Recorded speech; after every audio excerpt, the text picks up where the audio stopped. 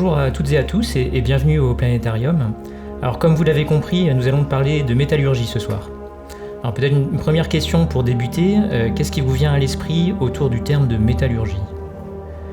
Alors vous pensez peut-être à l'image d'un forgeron qui manie un marteau et une enclume. Ou bien vous pensez aussi peut-être à l'industrie lourde et aux fonderies industrielles.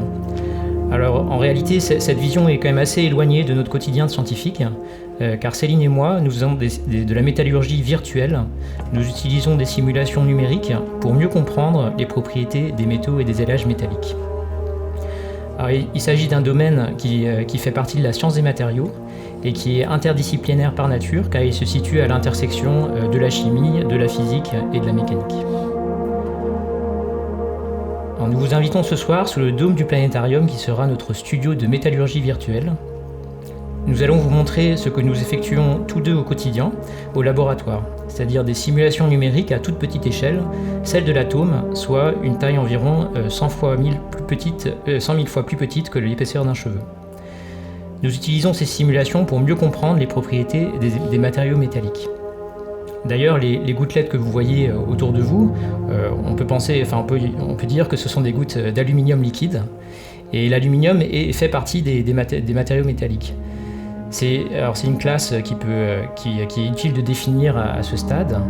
Alors historiquement, un métal a été défini par la combinaison de propriétés optiques, son éclat métallique, des propriétés mécaniques, sa malléabilité, sa ductilité, c'est-à-dire sa capacité à se déformer, et des propriétés de bonne conduction de la chaleur et de l'électricité. Alors les matériaux métalliques, on les connaît bien, ils sont très présents dans les objets du quotidien. Ce sont les couverts avec lesquels on mange, les outils de bricolage ou de jardinage. On les utilise aussi comme matériaux de structure pour la construction ou le transport. Les voitures, les avions, les ponts, tout ça, ce sont des matériaux métalliques. Aussi comme matériaux pour le biomédical, les implants dentaires par exemple, les prothèses, les outils de chirurgie, ou en joaillerie, vos bijoux, vos montres, tout ça ce sont des métaux et des matériaux métalliques. Alors ce soir, nous vous invitons à regarder de plus près ce que l'on entend par propriétés mécaniques de ces matériaux métalliques. Pour cela, nous devons introduire quelques concepts et nous allons donc nous déplacer vers un objet métallique.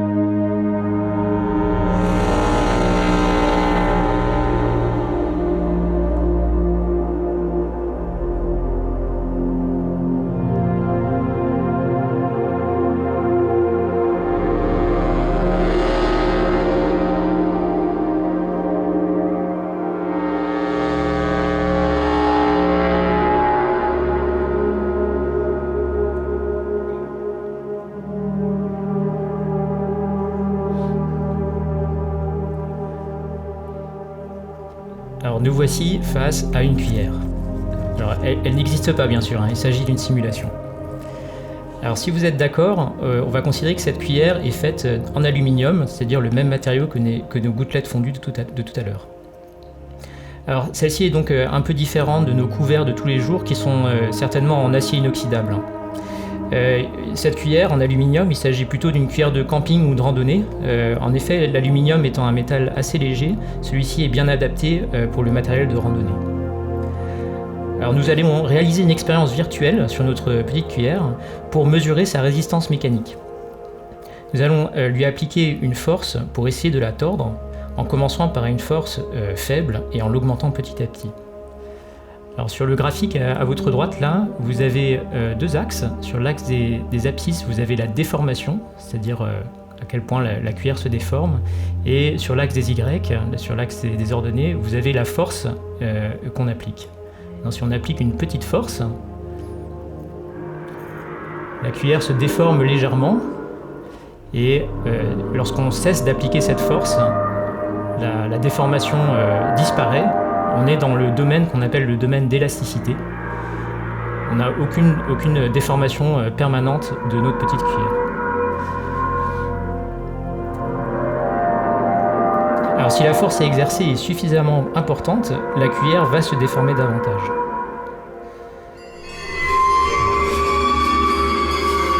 Alors dans ce cas, si on arrête d'appliquer la force, la cuillère reste déformée. On le voit bien, et on le voit aussi sur ce graphique. On a appliqué une force de plus en plus importante, on a arrêté la force et on a une déformation ici qui est permanente. Alors c'est une déformation qu'on dit aussi irréversible. Alors en appuyant plus fort, en fait, on est entré dans le domaine plastique de la petite cuillère. Et on a introduit donc ces deux concepts d'élasticité et de plasticité avec cet exemple. Alors une quantité importante qui décrit la transition entre le domaine élastique et le domaine plastique, il s'agit de la limite élastique de notre cuillère. C'est la force à appliquer au matériau pour quitter le domaine élastique et aboutir à une déformation plastique. Alors parmi les concepts que nous venons d'introduire, élasticité, plasticité et limite élastique, ce sont ces deux derniers, la plasticité ici et la limite élastique, qui nous intéressent dans nos recherches et dont nous allons parler ce soir. Alors les questions que l'on se pose peuvent paraître assez simples. Comment les matériaux métalliques se déforment-ils ? Qu'est-ce qui s'est passé dans la matière pour déformer la petite cuillère ? Par quel mécanisme et à quelle échelle se déroule-t-il ? Et comment faire pour améliorer les propriétés mécaniques des matériaux métalliques en connaissant les mécanismes sous-jacents. Alors pour tenter de répondre à cela, je vous invite à plonger dans la petite cuillère.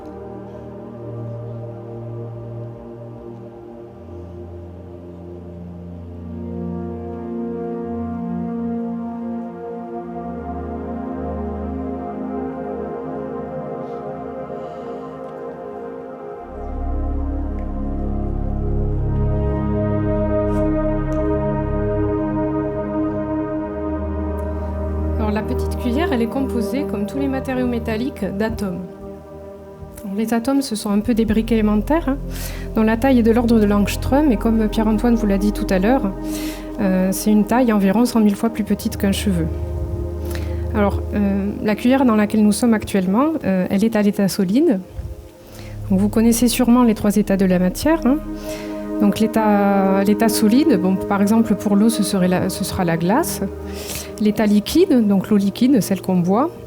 Et puis l'état gazeux, la vapeur d'eau. Donc ces 3 états qu'on connaît finalement pour l'eau, ils existent aussi pour l'aluminium. Donc je vous invite à les observer ensemble à l'échelle des atomes sous le dôme. Donc l'état solide, c'est ce que vous voyez là. Donc vous voyez que les atomes sont à la fois proches et très liés les uns aux autres. Ils ne sont pas vraiment libres de se déplacer les uns par rapport aux autres ou n'importe où. Et on dit qu'un solide, il possède à la fois une forme et un volume propre. Je vous laisse observer. On va maintenant passer à l'état liquide. Donc cette fois-ci, les atomes peuvent se déplacer facilement les uns par rapport aux autres. Et le liquide n'a pas de forme propre, par contre il a toujours un volume propre. Donc on parle bien d'un litre d'eau.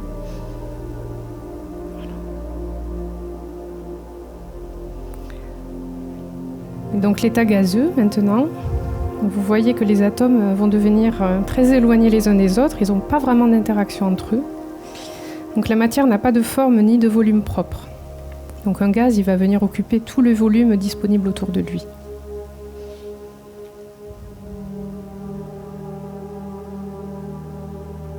Alors on va revenir à l'état solide de notre petite cuillère, elle n'est pas gazeuse. Et donc là, si on observe attentivement, on voit que les atomes sont bien rangés, ils ont un arrangement dans l'espace qui est très très régulier. Alors on parle de solide cristallin. Alors ici on est en 3 dimensions et la petite cuillère que l'on a vue au départ, c'est un cristal tridimensionnel d'aluminium.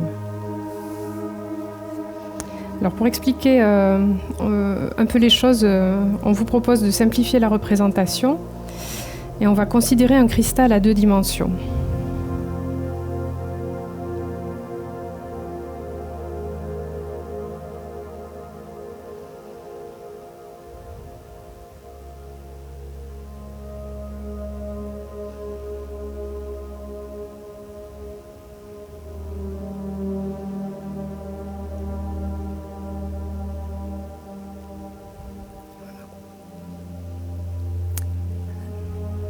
Alors regardez un petit peu plutôt en bas à droite de ce schéma. Donc, vous voyez qu'on a des rangées d'atomes là. Et donc ces rangées, donc les atomes sont bien alignés, c'est très régulier. Et donc ces rangées, elles forment des lignes, et puis l'ensemble de ces lignes, elles forment une grille qu'on va appeler réseau. Donc c'est un réseau carré, ici. Donc vous voyez qu'ici, j'ai des petits carrés, les uns à côté des autres. Alors sur ce réseau, on va venir poser un motif qui va se répéter à chaque fois. Donc ici, le motif, c'est un atome, et on l'a posé au sein de chaque carré, et ça se répète. Donc ça, l'association du réseau et du motif, c'est ce qu'on appelle un solide cristallin. Alors vous en avez sûrement chez vous, des solides cristallins à 2 dimensions.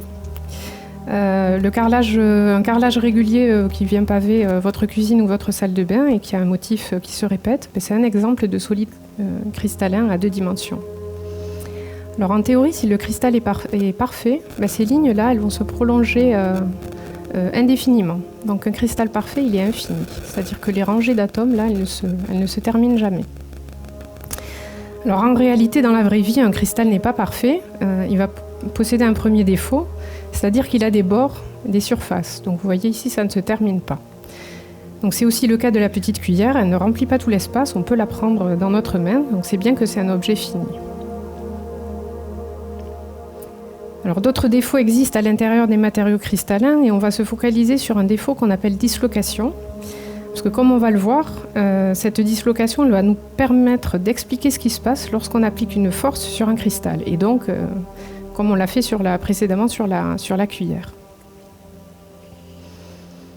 Alors, à 2 dimensions, cette dislocation, elle va correspondre à l'insertion d'une demi-rangée d'atomes que vous voyez là en orange, donc qu'on insère simplement dans le demi-plan supérieur là, du cristal. Alors, ces atomes, ils occupent de l'espace, ils vont venir pousser les atomes voisins et jusqu'à les pousser suffisamment pour essayer de recréer un environnement local qui correspond à l'environnement qui existe dans le cristal sans défaut. Donc on retrouve ici les petits carrés du départ. Alors ça, on va réussir à l'obtenir dans pas mal de régions, mais pas à la fin de la demi-rangée d'atomes qu'on a ajouté. Vous voyez qu'ici, on ne retrouve pas le carré, mais on a plutôt des petits triangles. Et donc ça, c'est ce qu'on va appeler la zone de cœur de la dislocation. Et vous la visualisez ici avec les atomes en violet. Alors les dislocations, elles sont toujours présentes dans les matériaux métalliques. Elles se forment pendant les étapes d'élaboration et de mise en forme. Donc voilà, donc maintenant qu'on a défini la dislocation, on va essayer d'expliquer son rôle. Alors pour cela, je vous propose d'appliquer une force sur le cristal. Alors sur la partie supérieure, on va tirer vers la droite et sur la partie inférieure, on va tirer vers la gauche. Et donc en parallèle, on va pouvoir observer ce qui se passe sur la courbe force-déformation de tout à l'heure. Donc quand la force est relativement faible, c'est ce qu'on a décrit tout à l'heure, rien ne se passe, on est dans la partie élastique. Et puis quand la force va être suffisante, vous voyez qu'il y a une mise en mouvement qui va se faire. Donc la dislocation se déplace, elle glisse, vous voyez ici, vers une position de proche en proche, vers une position analogue à celle de départ, mais décalée. Et puis elle va venir émerger jusqu'à la surface et former une marche. Et donc voilà, ça c'est le moment où on a franchi la limite d'élasticité. Donc cette marche, c'est la première déformation irréversible. On est entré dans le domaine plastique. Et là, vous visualisez ce qui s'est passé à l'échelle atomique. Donc là, on était à 2 dimensions. Et le concept de dislocation, il se généralise dans un solide en 3 dimensions. Donc ça, on peut le faire en dupliquant tous les plans d'atomes dans la 3e dimension. Et là, ce que vous voyez, c'est que le cœur de la dislocation, il devient une ligne. Donc c'est un défaut linéaire et on parle de ligne de dislocation. Alors le rôle de ces dislocations, c'est de permettre la déformation plastique. Et donc si on fait le lien avec la petite cuillère tordue du départ, la déformation permanente, elle résulte de l'effet collectif de millions de dislocations. Alors ce défaut, cette ligne de dislocation et son mouvement quand on applique une force, là, comme sur le schéma, C'est quelque chose qui peut s'observer dans la vraie vie grâce à des microscopes très puissants, les microscopes électroniques à transmission. Alors, vous allez pouvoir observer ici des dislocations dans du fer. Alors, les lignes sombres que vous voyez ici, donc on a un contraste qui permet de les voir, et ce sont des segments de dislocation. Donc, au sein du microscope, on met un échantillon et on va appliquer une force dessus. Et comme vous pouvez le voir, les lignes bougent.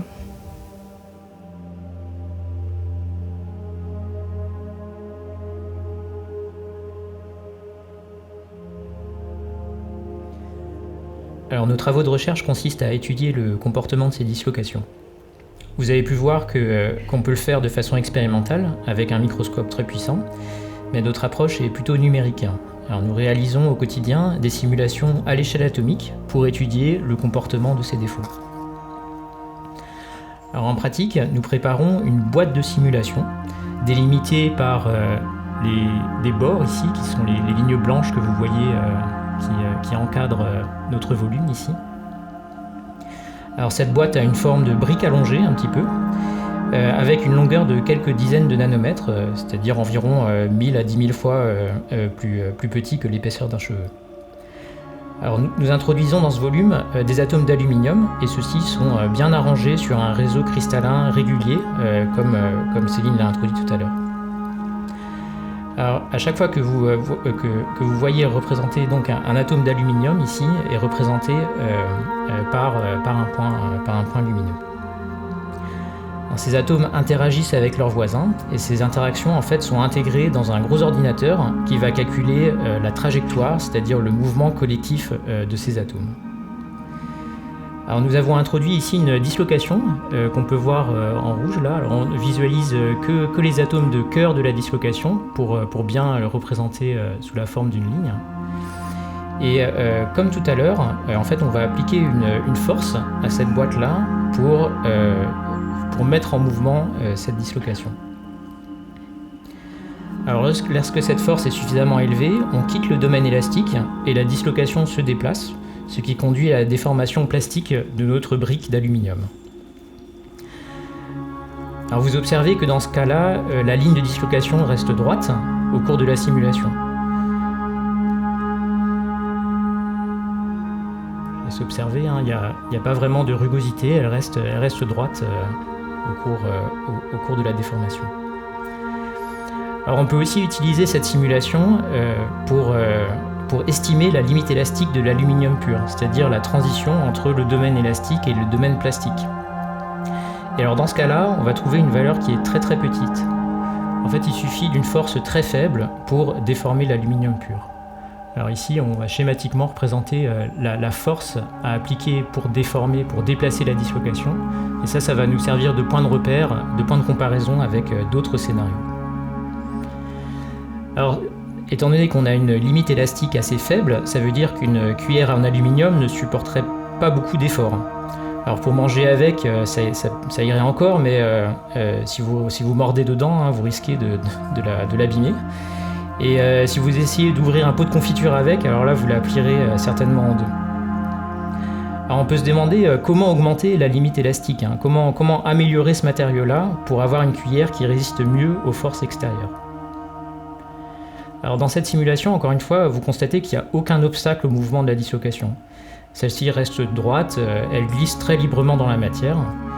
Et une stratégie, une idée possible, ça serait d'essayer d'ajouter des obstacles sur son chemin pour essayer de limiter son mouvement. Alors, par exemple, on peut essayer d'ajouter des atomes de différentes natures dans l'aluminium. Alors voilà, c'est ce qu'on va faire avec cette nouvelle simulation dans laquelle on a introduit des atomes de magnésium qui sont du coup représentés avec des petits points jaunes ici, là. Et on simule ainsi un alliage contenant 5% de magnésium et 95% d'aluminium. Du coup, les atomes de magnésium ici sont répartis complètement aléatoirement dans le cristal et on a du coup un alliage d'aluminium et de magnésium. Alors, on a toujours notre dislocation qui est visible et on applique une force comme précédemment, et puis je vais vous laisser un peu contempler ce qui se passe pour cette simulation.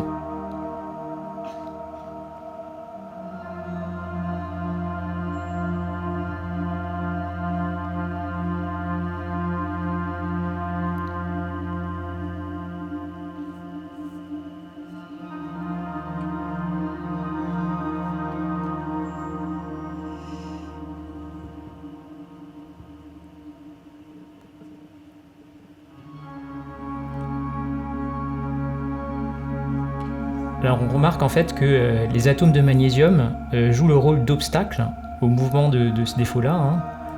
En fait, on voit la dislocation qui a plus de mal à se frayer un chemin dans cet alliage. On remarque aussi que la dislocation n'est plus toute droite, comme dans le cas de l'aluminium pur, mais adopte une certaine rugosité. On voit qu'elle est un peu plus sinueuse le long de sa ligne. Encore une fois, sous l'effet des atomes de magnésium. Alors, en conséquence de ça, en fait, il faut une force plus importante pour pouvoir faire bouger la dislocation. C'est ce qu'on représente ici sur ce graphique-là. En comparaison avec l'aluminium pur, en fait, ici, il faut une force environ 4 à 5 fois plus importante pour faire en sorte que la dislocation ici se déplace dans l'alliage d'aluminium-magnésium. Alors, pour l'estimer correctement cette limite élastique, en fait, ce qu'on fait au laboratoire, c'est réaliser plusieurs simulations comme celle-ci, avec différentes réalisations aléatoires des atomes de magnésium dans ce volume, afin d'avoir une représentation statistique valide de la limite élastique de ce matériau. Alors maintenant qu'on a expliqué l'effet du magnésium dans son rôle dans l'aluminium, on peut revenir peut-être sur les petites expériences que vous avez essayé de mener à l'accueil du planétarium. Alors vous aviez 3 types d'échantillons.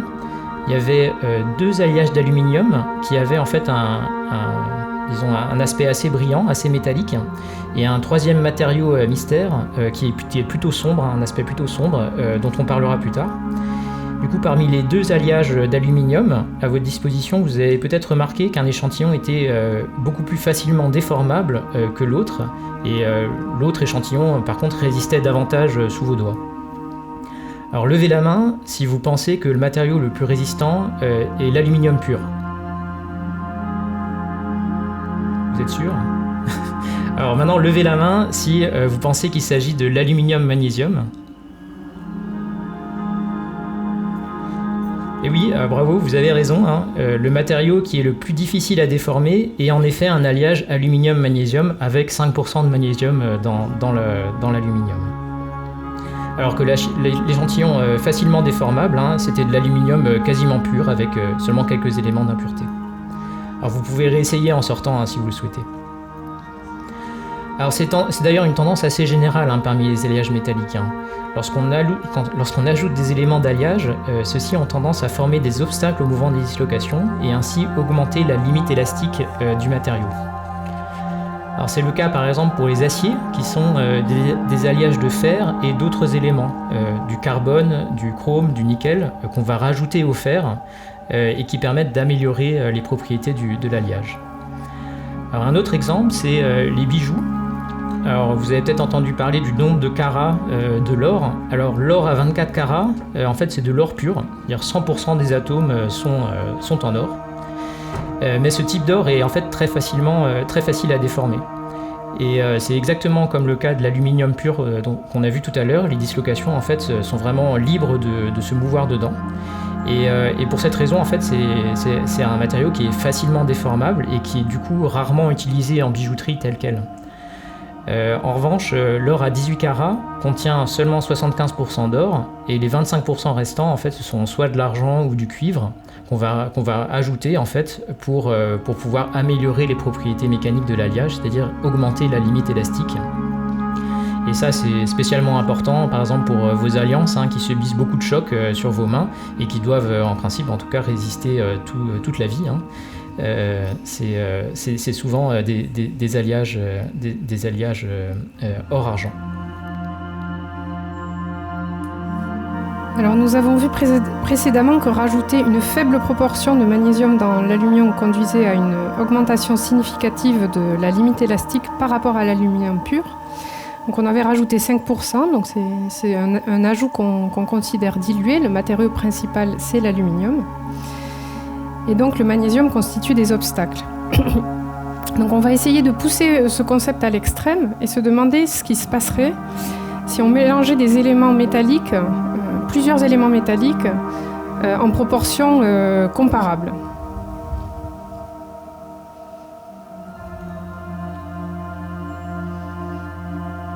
c'est ce qu'on fait là. Donc ici, on a un alliage avec du fer, du chrome, du manganèse et du nickel avec 25% de chaque élément. Donc vous voyez ici que cet alliage, ce nouvel alliage en rouge ici, il a une limite élastique beaucoup plus élevée que l'aluminium pur, mais aussi que l'aluminium magnésium de tout à l'heure. Alors en fait, dans ce cas, chaque élément va constituer un obstacle au glissement de la dislocation et celle-ci, elle va avoir beaucoup plus de mal à se frayer un chemin à travers l'alliage. Donc vous notez ici que le cœur de la dislocation est un petit peu différent que tout à l'heure, il est beaucoup plus tortueux. Alors dans notre domaine de recherche, ce type de matériau, c'est ce qu'on appelle un alliage à haute entropie. Alors celui-ci va contenir typiquement de 3 à 6 éléments en proportion comparable. On peut aussi parler d'alliage à moyenne entropie, mais voilà, l'échantillon mystère que vous aviez à l'accueil, en réalité, c'est un alliage à haute entropie. Alors vous avez probablement noté que c'était difficile de le déformer. Et puis, donc, il s'agit en réalité d'un alliage ternaire, nickel, cobalt, chrome, fabriqué dans notre laboratoire et qui est très résistant. Donc voilà, avec un tiers de chaque élément. Alors, ce type d'alliage existe depuis environ 20 ans, mais c'est plutôt depuis les années 2010 qu'ils ont suscité un grand intérêt. En fait, c'est le moment où on a mesuré leurs propriétés mécaniques. Donc, elles sont assez exceptionnelles. Hein, donc ça, c'est un exemple de bonnes propriétés mécaniques. Et ils permettent d'envisager à l'heure actuelle plusieurs applications. Donc dans notre cas, c'est vraiment le désordre de l'arrangement atomique qui permet d'avoir cette limite élastique très élevée. Alors Pierre-Antoine et moi, nous avons contribué avec d'autres chercheurs et d'autres chercheuses à en expliquer les raisons. Alors entre nous, on peut essayer de se l'expliquer avec les mains. Donc si on imagine que les atomes dans cet alliage, ils étaient regroupés par type d'éléments chimiques, c'est-à-dire on aurait une zone avec uniquement du nickel, une zone avec uniquement du chrome, une zone avec uniquement du fer et une autre zone avec uniquement du manganèse, chaque zone pourrait se déformer facilement, comme on l'a vu pour l'aluminium pur. Et à la fin, on aurait un matériau assez malléable. Donc, conclusion, le désordre est une force. Et donc, par extension, si le bureau de votre enfant est toujours en bazar, n'y voyez pas forcément un problème. Peut-être qu'il y trouvera une certaine force d'inspiration, qui sait. Voilà. Alors, on va se plonger dans notre alliage à haute entropie, à l'intérieur de la boîte de simulation maintenant.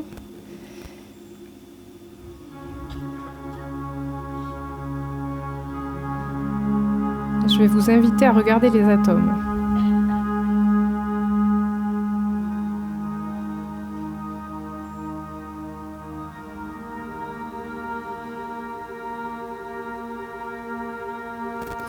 Alors, comme vous pouvez voir, il y a plusieurs éléments métalliques, donc vous voyez toutes les couleurs, et aucun n'est majoritaire. Ils sont tous en proportion assez comparables.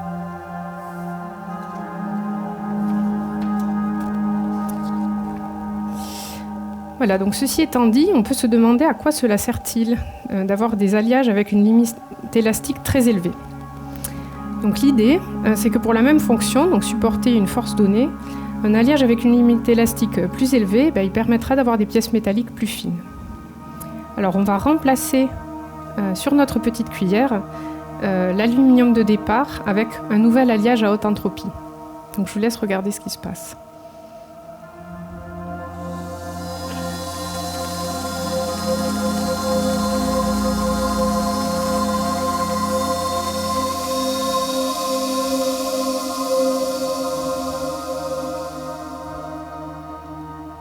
Donc vous voyez la différence, hein. L'apparence a changé, mais surtout, elle est beaucoup plus fine.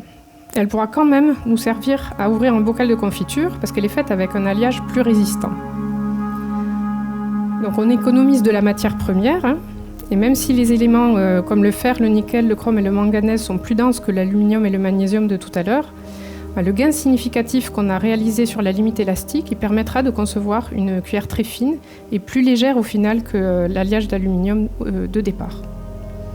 Alors évidemment, la finalité de nos recherches, ça consiste pas seulement à affiner les petites cuillères, n'est-ce pas, et vous faire économiser quelques grammes dans votre sac à dos de randonnée. Mais on peut appliquer le même raisonnement pour des moyens de transport comme les trains par exemple. Donc avec un alliage ayant de meilleures propriétés mécaniques, on pourra alléger les locomotives et les wagons. Donc on économise à la fois de la matière première, mais aussi de l'énergie pour le transport des personnes grâce à un train plus léger. Alors revenons maintenant dans notre univers de départ avec les gouttes d'aluminium.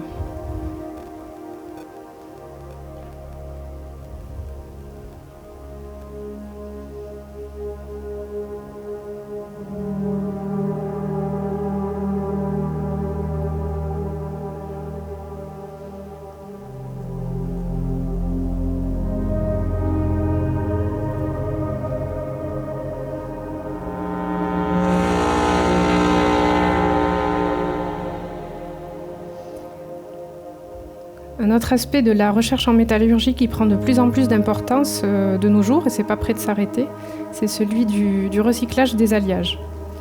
Donc si on reprend l'exemple des alliages d'aluminium, différents éléments d'addition sont ajoutés à l'aluminium pour réaliser des alliages différents selon l'application. Donc on aura un alliage différent pour les canettes de soda, pour les papiers d'aluminium pour le contact alimentaire, pour les cadres de vélo, etc. Donc si on imagine qu'on recycle ces alliages de compositions différentes en les mélangeant tous ensemble, on va obtenir un nouvel alliage. Et du coup, on peut se demander quelles seront les propriétés mécaniques résultantes pour ce nouveau matériau. Et puis, est-ce qu'il existe des seuils de composition quand on mélange comme ça les différents alliages pour lesquels, au final, on va avoir des effets délétères sur les propriétés. Donc vous voyez que la métallurgie, finalement, elle est elle aussi au cœur des préoccupations environnementales. Les simulations à l'échelle atomique telles que celles qu'on vous a montrées ce soir, elles nous offrent un outil vraiment très intéressant pour étudier les alliages métalliques. Alors là, on vous a montré quelques exemples, mais dans la réalité, on peut simuler des concentrations en éléments chimiques différents et voir finalement laquelle conduit aux meilleures propriétés mécaniques. On peut aussi changer la température parce que les propriétés mécaniques varient souvent avec elles. Et c'est important de caractériser cet effet en fonction de la température à laquelle sera utilisé l'objet qu'on va fabriquer. Donc, par exemple, si c'est un objet de la vie courante, il faudra que ce soit bon à température ambiante. Et puis si c'est à très haute température, là pour le coup, il faudra le caractériser. Alors, nous réalisons dans nos recherches un travail de dépouillement et d'analyse de ces données numériques, mais nous développons aussi des modèles pour prédire le comportement des dislocations jusqu'à une échelle plus macroscopique, c'est-à-dire plus comparable à la nôtre. Et donc ça, on le fait pour pouvoir comprendre ce qui se passe et comparer nos résultats avec des mesures expérimentales. Et puis, pourquoi pas, faire de l'optimisation de composition et du design de nouveaux matériaux avec nos collègues. Voilà, donc nous espérons qu'avec ce que vous avez vu ce soir, vous comprenez mieux ce que nous faisons en tant que chercheurs et chercheuses, et finalement comment nos travaux de recherche et les simulations à l'échelle atomique peuvent être connectés à votre quotidien. Donc voilà, nous voulons vous remercier pour votre attention, et puis nous allons remercier quand même donc nos institutions, notre laboratoire, l'Agence nationale de la recherche qui nous finance quand même, tout le personnel du planétarium qui nous a accueillis pour réaliser cette conférence immersive, Gaël pour l'environnement sonore, et puis surtout vraiment de remerciements chaleureux à Alex et Sabrina qui ont fait un énorme travail pour nous accompagner dans la mise au point de ce que vous venez de voir. Voilà.